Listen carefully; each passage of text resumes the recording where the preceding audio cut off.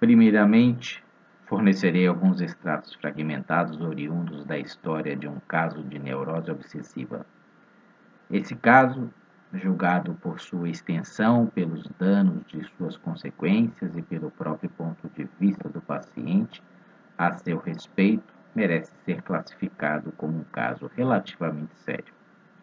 O tratamento, que durou cerca de um ano, acarretou o restabelecimento completo da personalidade do paciente, bem como a extinção de suas inibições.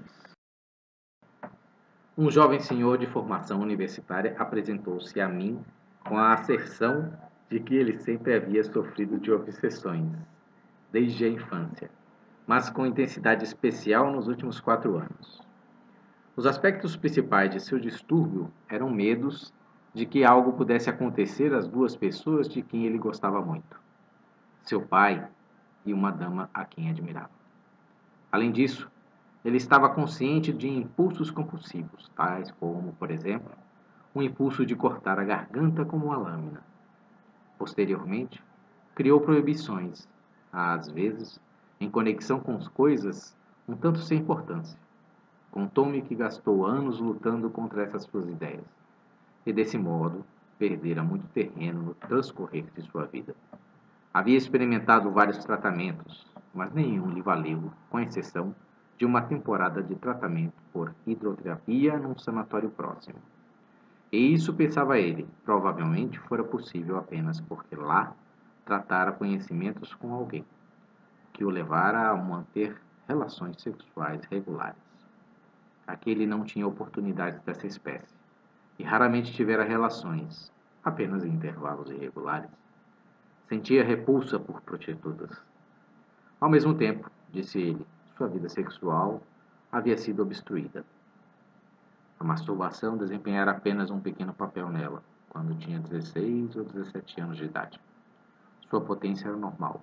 A primeira vez que teve relações sexuais tinha 26 anos.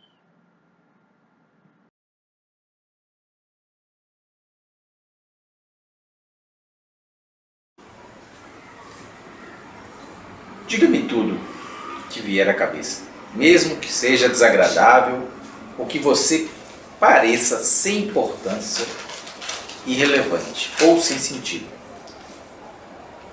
Tenho um amigo, o qual eu possuo uma opinião extraordinariamente elevada. Eu costumava procurar ele sempre que estava atormentado por algum impulso criminoso, e ele sempre me assegurava de que eu tinha uma conduta imprescindível e tinha um hábito, a partir da minha juventude, de encarar obscuramente minha própria vida. Numa época anterior, outra pessoa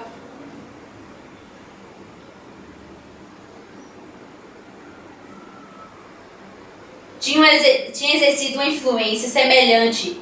Um estudante de 19 anos que passara a ter amizade comigo elevava minha autoestima a um nível extraordinário.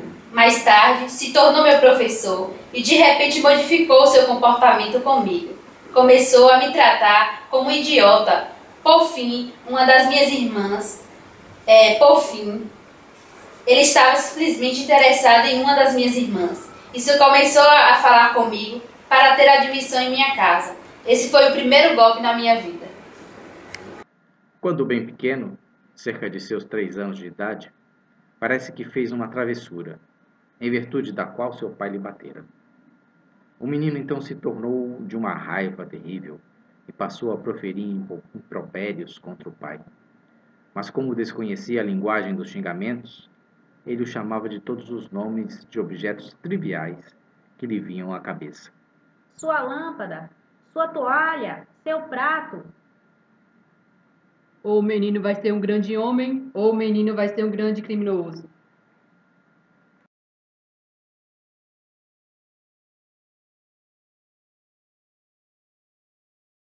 Havia uma governanta jovem e bonita, chamada Perto. Certa noite, ela estava deitada no sofá, ligeiramente vestida, lendo, e eu deitado ao seu lado, e pediu-lhe para arrastar-se para debaixo de sua saia. Ela disse que podia, desde que nada dissesse sobre isso a ninguém. Ela tinha muito pouca roupa por cima e manipulei com os dedos seus genitais e a parte inferior do seu corpo.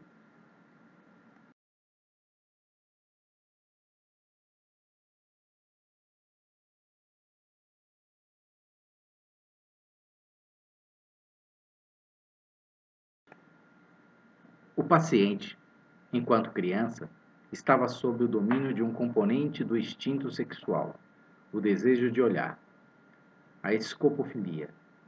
Um conflito estava evidentemente progredindo na mente desse jovem libertino, paralelo ao desejo obsessivo e com ele intimamente associado. Havia um medo obsessivo. Sempre que ele tinha um desejo desse tipo, percebo que não podia evitar de temer que algo terrível fosse acontecer.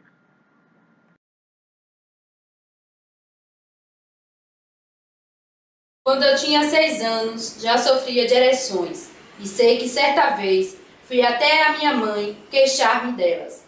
Também sei que assim fazendo eu tinha alguns receios para superar, pois tinha um pressentimento de que havia alguma conexão entre esse assunto e minhas ideias e minhas indagações. Naquela época, eu costumava ter ideia mórbida de que meus pais conheciam meus pensamentos. Daí a explicação disso, supondo que eu os havia revelado em voz alta. Sei haver-me escutado fazê-lo. Encaro esse fato como um começo da minha doença. Outro fato é que havia determinadas pessoas, moças, que muito me agradavam e eu tinha um forte desejo de vê-las despidas. Contudo, desejando isso, eu tinha um estranho sentimento, como se algo devesse acontecer se eu pensasse em tais coisas, e como se devesse fazer todo tipo de coisa para evitá-los.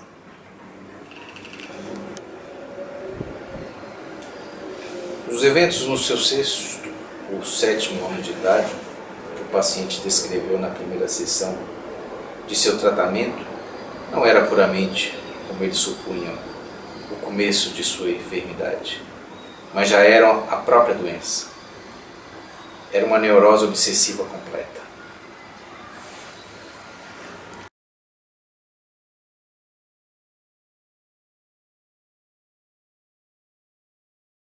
Meu irmão mais novo e eu costumávamos brincar um bocado quando éramos crianças. Gostávamos muito um do outro, ao mesmo tempo que éramos inseparáveis, mas eu estava verdadeiramente cheio de ciúmes, uma vez que ele era o mais forte e de melhor aparência entre os dois, e consequentemente o melhor. Nós dois tínhamos espingardas de brinquedo, de fabricação comum. Carreguei a minha com a vareta.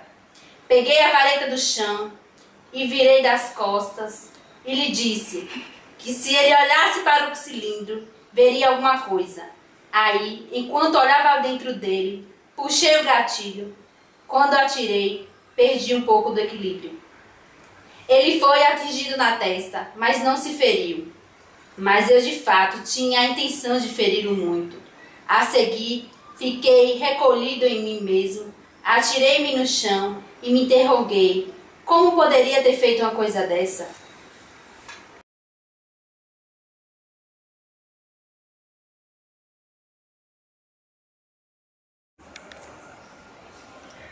Com 12 anos de idade, eu gostava de uma menina, irmã de um amigo meu.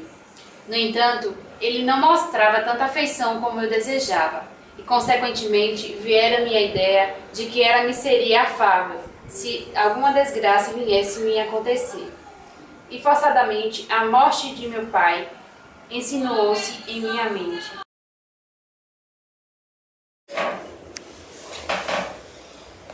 Observei que ele estava tratando a frase de modo a disfarçá-la, como se aquele pensamento não pertencesse. Bem se sabia naturalmente que era igualmente passível de punição. Ele queria saber como lhe fora possível ter um desejo desses, considerando que amava seu pai mais do que amava qualquer outra pessoa no mundo. Não podia haver dúvida de que ele teria renunciado a todas as suas próprias perspectivas de felicidade se, fazendo pudesse ter salvo a vida de seu pai.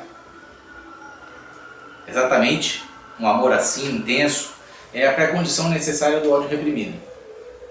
Conforme a teoria psicanalítica, todo medo correspondia a um desejo primeiro, agora reprimido. Por conseguinte, somos obrigados a acreditar no exato contrário daquilo que ele afirmara. Isto também se ajusta a uma outra exigência teórica, de que o inconsciente deve ser o exato contrário do consciente.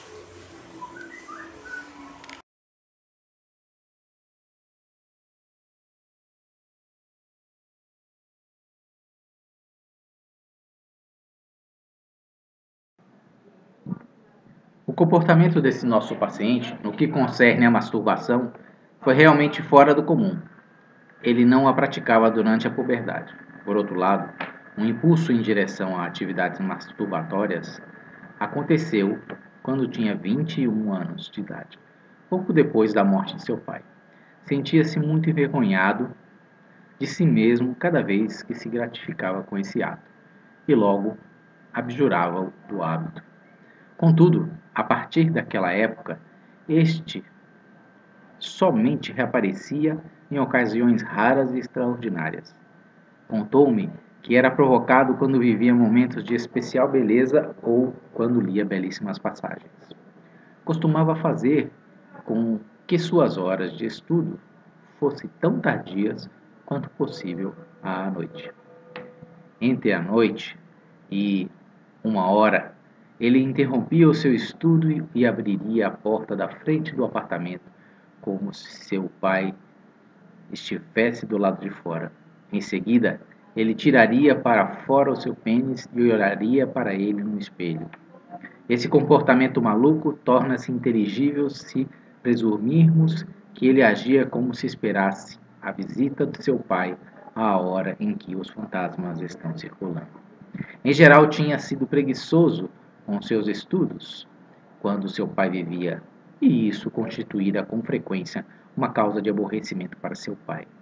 Agora que ele retornava com um fantasma, devia ficar muito contente ao encontrar seu filho estudando arduamente. Mas era impossível que seu pai gostasse da outra parte do seu comportamento. Neste outro ponto, portanto, ele estava o desafiando. Assim, com singular e ininteligível ato obsessivo, expressa os dois lados de sua relação com seu pai: agradá-lo ou desafiá-lo.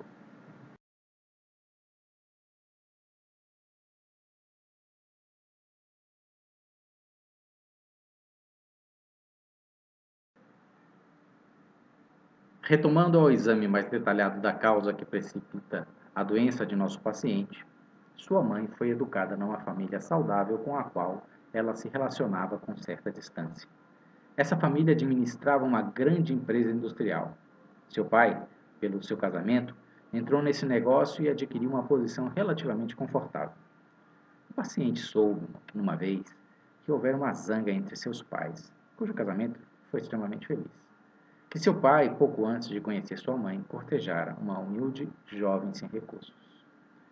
Após a morte de seu pai, a mãe do paciente, um dia, lhe contou que havia discutido com ricos parentes sobre o futuro dele, e que um dos primos seus prontificou a permitir-lhe que, ao completar sua educação, ele se casasse com uma de suas filhas.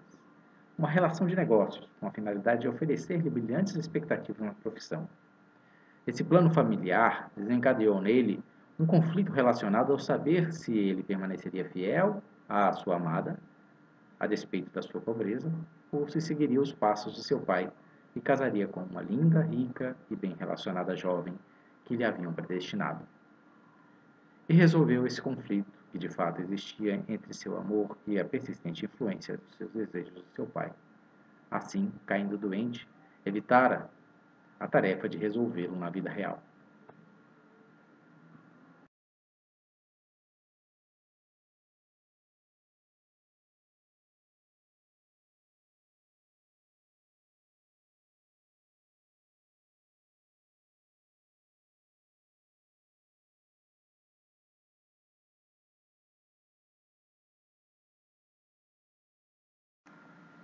Agora estava aberto o caminho para a solução de sua ideia do rato. O tratamento atingiu seu ponto crítico, e boa quantidade de informações materiais retidas até então tornou-se disponível, ficando assim possível reconstruir a concatenação completa dos eventos. A suposição era que se tratava de uma questão de sensibilidade complexiva, e que as falas tivessem um efeito desagradável em determinados pontos hiperestáticos em seu inconsciente. E o fato confirmou-se. Como sempre acontecia com o paciente, no que concernia a assuntos militares, ele estivera em um estado de identificação inconsciente com seu pai, que enfrentara um serviço militar de muitos anos e retivera muitas histórias do seu tempo de soldado. Agora acontecia por casualidade. Seu pai, na qualidade de suboficial, controlava uma pequena soma de dinheiro que, certa ocasião, perdera num jogo de cartas. Teria ficado em má situação se um dos seus camaradas não lhe tivesse adiantado a importância. Tempos mais tarde tentou pagar, mas não conseguiu ter êxito a encontrar a pessoa que havia lhe adiantado o dinheiro.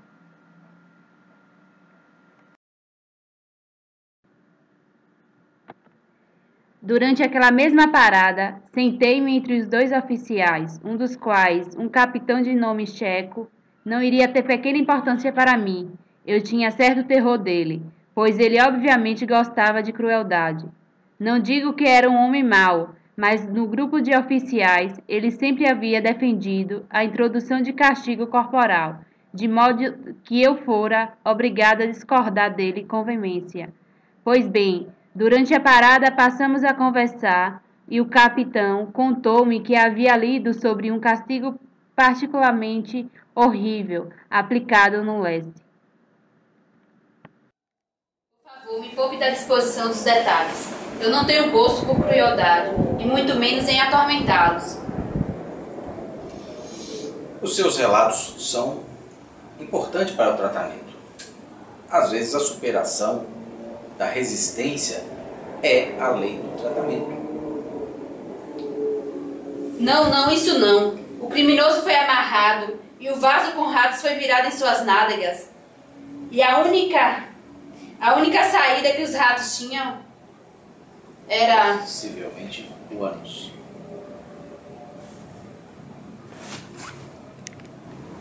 Ultimamente atravessa a minha mente como um relâmpago a ideia de que uma atrocidade dessa estava acontecendo com a pessoa que me era muito valiosa.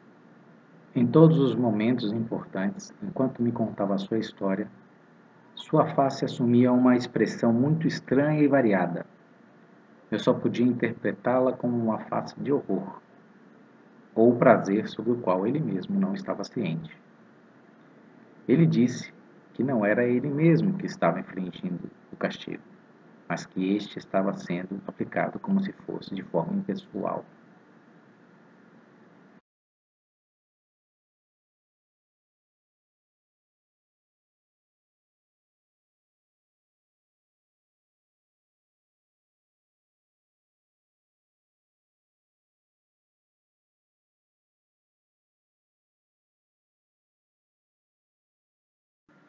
Os efeitos produzidos pela história do rato narrada pelo capitão é preciso acompanhar mais de perto o curso da análise. O paciente começou a elaborar grande volume de material associativo, o qual, contudo, não esclareceu as circunstâncias nas quais se havia dado a formação de sua obsessão.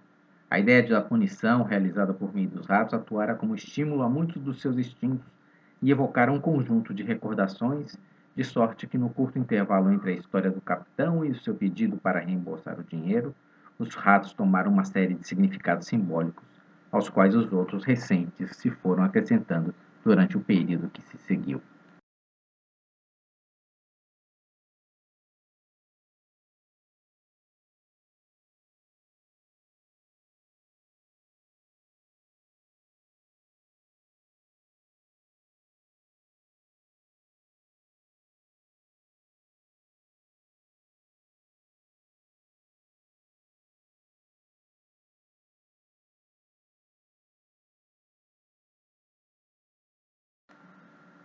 A história da punição com ratos, conforme nos mostrou o próprio relato do paciente acerca do assunto e sua expressão fisionômica quando me repetia a história, inflamara todos os seus impulsos, precocemente suprimidos de crueldade, tanto egoísta como sexual.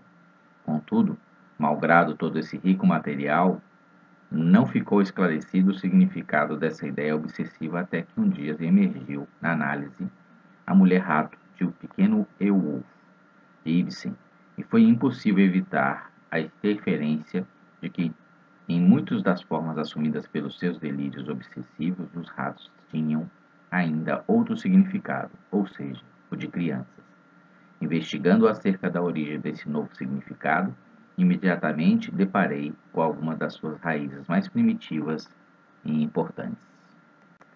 A mulher-rato de Ibsen certamente pode se derivar do lendário flautista de Hamelin, que primeiro atraiu os ratos para dentro da água e depois, utilizando o mesmo recurso, atraiu as crianças para fora da cidade para não mais voltarem. Do mesmo modo, também o pequeno Beowulf atirou-se dentro da água, enfeitiçado pela mulher-rato. Geralmente nas lendas o rato surge não tanto como uma criatura repelente, mas antes como algo estranho, como um animal, digamos assim, é empregado para representar a alma dos mortos.